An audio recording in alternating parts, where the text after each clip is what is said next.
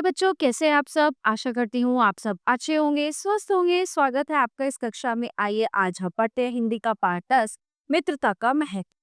प्रस्तुत पाठ में लेखक ने मित्रता के विषय में बताया है। लेखक ने मित्रता के सच्चे गुणों के विषय में अपने विचार व्यक्त किए। जब कोई युवा पुरुष अपने घर से बाहर निकलकर बाहरी संसार में अपनी स्थिति जमाता है, तब पहली कठिनाई उसे मित्र चुनने में होती है। मित्रों के चुनाव की उपयुक्तता पर उसके जीवन की सफलता निर्भर करती है, क्योंकि संगति का गुप्त प्रभाव हमारे आचरण पर बड़ा भारी पड़ता है। हम लोग ऐसे समय में प्रवेश करके अपना कार्य आरंभ करते हैं, जबकि हमारा चित्त कोमल और हर तरह का संस्कार ग्रहण करने योग्य रहता है। हम लोग कच्ची मिट्टी की मूर्ति के समान रहते हैं, जिससे जो जिस रूप में चाहे उस रूप में ढाले, चाहे राक्षस बनाए चाहे देवता। ऐसे लोगों का साथ करना हमारे लिए बुरा है, जो हमसे अधिक दृढ़ संकल्पी हैं, क्योंकि हमें उनकी हर बात बिना विरोध के मान लेनी पड़ती है। पर ऐसे लोगों का साथ करना और भी बुरा है, जो हमारी ही बात को ऊपर रखते हैं, यानी कि हमारी कोई बात को गलत कहते ही नहीं है। ठीक है। क्योंकि ऐसे दशा में न तो हमारे ऊपर कोई नियंत्रण रहता है और ना हमारे लिए कोई सहारा रहता है। दोनों अवस्थाओं में जिस बात का भय रहता है, उसका पता युवकों को प्राय बहुत कम रहता है। कितने आश्चर्य की बात है कि लोग एक घोड़ा लेते हैं तो उसके 100 गुण दोष को परख कर लेते हैं, पर किसी को मित्र बनाने में उसके पूर्व आचरण और स्वभाव आदि का कुछ भी विचार और अनुसंधान नहीं करते। वे उसमें सब बातें अच्छी ही अच्छी मानकर अपना पूरा विश्वास जमा देते हैं। हंसमुख चेहरा, बातचीत का ढंग, थोड़ी चतुराई या साहस, ये ही दो चार बात किसी में देखकर लोग झटपट उसे अपना बना लेते हैं। ये बात हमें नहीं सोचती, क्योंकि ये ऐसा साधन है जिसमें आत्म शिक्षा का कार्य बहुत सुगम हो जाता है। एक प्राचीन विद्वान का कथन है, विश्वास पात्र मित्र से बड़ी भारी रक्षा रहती है। जिसे ऐसा मित्र मिल जाए, उसे समझना चाहिए कि खजाना मिल गया। विश्वास पात्र मित्र जीवन की औषधि है। हमें अपने मित्रों से ये आशा रखनी चाहिए कि वे उत्तम संकल्पों से हमें दृढ़ करेंगे, दोषों और त्रुटियों से हमें बचाएंगे, हमारे सत्य, पवित्रता और मर्यादा के प्रेम को पुष्ट करें। जब हम कुमार्ग पर पैर रखेंगे तब वे हमें सचेत करेंगे, जब हम हतोत्साहित होंगे तब हमें उत्साहित करेंगे। सारांश ये है कि हमें उत्तम पूर्वक जीवन निर्वाह करने में वे हर तरह से हमारी सहायता करें। सच्ची मित्रता में उत्तम वैद्य की सी निपुणता और परख होती है।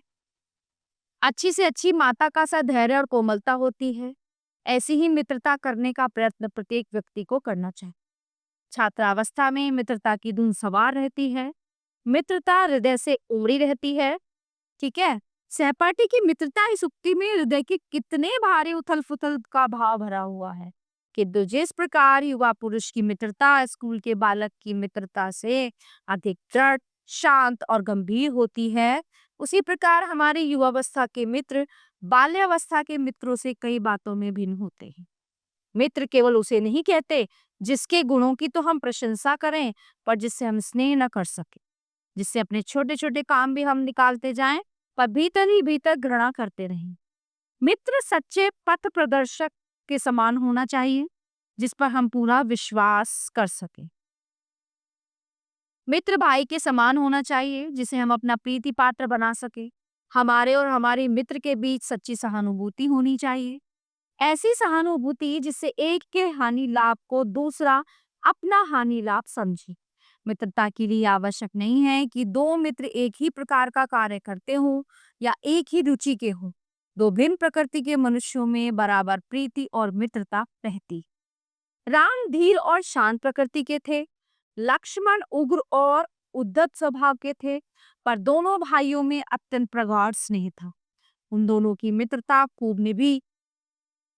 ये कोई बात नहीं है कि एक ही स्वभाव और रुचि के लोगों में ही मित्रता हो सकती है। समाज में विभिन्नता देखकर लोग एक दूसरे की ओर आकर्षित होते हैं। जो गुण हम में नहीं है, हम चाहते हैं कि कोई ऐसा मित्र मिले जिसमें वे गुण हो। चिंताशील मनुष्य प्रफुल्लित चित्त का सार ढूंढता है। नीति विशारद अकबर मन बहलाने के लिए बीरबल की ओर देखता है। कुसंग का ज्वर सबसे भयानक होता है। किसी युवा पुरुष की संगति यदि बुरी होगी तो वो उसके पैरों में बंधी चक्की के समान होगी, जो उसे दिन रात अवनति के गड्ढे में गिराती जाएगी।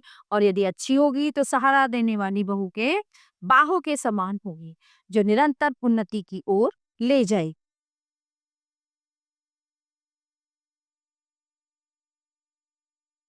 इंग्लैंड के एक विद्वान को युवावस्था में राज दरबारियों में जगह नहीं मिली।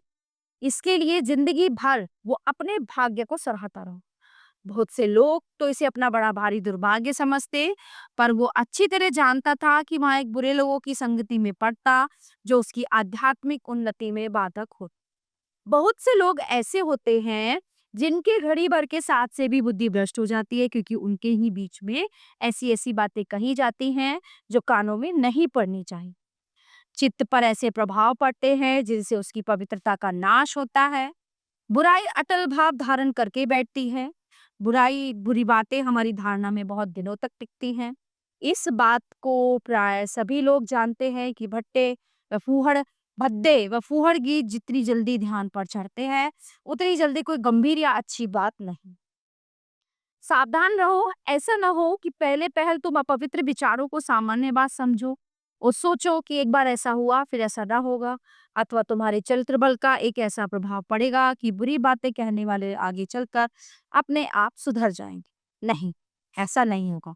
जब एक बार मनुष्य अपना पैर कीचड़ में डाल देता है, तब फिर वह नहीं देखता वो कहाँ है और कैसी जगह पैर रख रहा है। धीरे धीरे उन बुरी बातों में अभ्यास होते होते उससे तुम्हारी घृणा कम हो जाएगी। पीछे तुम्हें इनसे चिढ़ना मालूम होगी, क्योंकि तुम ये सोचने लगोगे कि इसमें चिढ़ने की बात ही क्या है। तुम्हें भले बुरे की पहचान न रह जाएगी। अंत होते होते तुम भी बुराई के भक्त बन जाओ। अतः हृदय को उज्जवल और निष्कलंक रखने का सबसे अच्छा उपाय यही है कि बुरी संगति की छूत से बचो। एक पुरानी कहावत है, ठीक है, क्या है? काजल की कोठरी में कैसो हो सयानो जाए, एक ली काजल की लागी है पे लागी है। बुरे लोगों की संगति में जाने से अपने आप को कितना भी बचाएं, बुरा प्रभाव पड़ ही जाता है। और ये बात बिल्कुल सत्य है। प्यारे बच्चों, ये पाठ यहीं पे समाप्त होता है। आशा करती हूँ आपको अच्छे से समझ आया होगा। मिलते हैं अगली कक्षा में। धन्यवाद।